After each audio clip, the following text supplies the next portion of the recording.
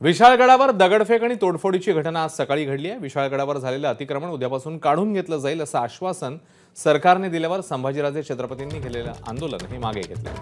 मात्र जर सरकारने दिलेला शब्द पूर्ण केला नाही तर शिवभक्तांचा आक्रोश आणखी वाढेल असा इशारा संभाजीराजेंनी दिलाय। सकाळपासून हजारो शिवभक्त विशाळगडावर येत होते। आता इथली परिस्थिती नियंत्रणात असून जमावाला प्रोत्साहन देणाऱ्यांची नावं पोलिसांना समजली आहेत। त्यानुसार आता गुन्हे दाखल करण्याचं काम करण्यात येणार आहे।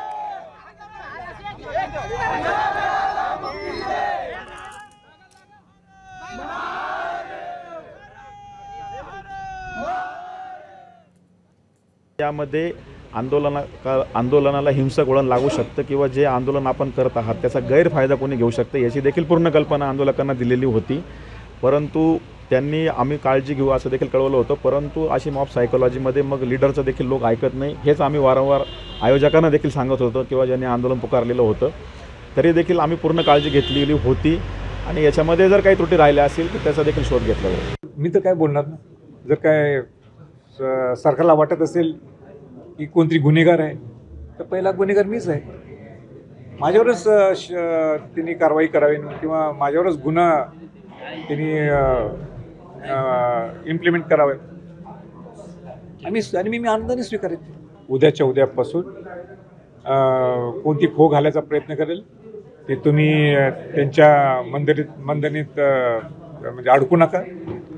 जो निर्णय तुम्ही घेतलाय तो निर्णय ताबडतोब इम्प्लिमेंट करा। तुमचं शिवभक्त जसं आज कौतुक करतात तसं याच्या पुढे सुद्धा शिवभक्त तुमचं कौतुक करतील। तर विशाळगडावरच्या अतिक्रमणासंदर्भात मुख्यमंत्री एकनाथ शिंदे काय म्हणाले तेही पाहूया। माझं जिल्हाधिकाऱ्यांशी बोलणं झालेलं आहे आणि छत्रपती संभाजीराजे त्यांच्याशी माझी चर्चा झाली।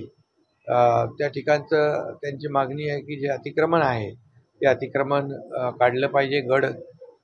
गडावरचं अतिक्रमण काढून गडाचं पावित्र्य राखलं पाहिजे आणि आपले छत्रपती शिवाजी महाराजांची गडकोट किल्ले ही संपत्ती आहे, आपली संपत्ती आहे। सगळ्या बाबी तपासून यावर योग्य ती कारवाई केली जाईल।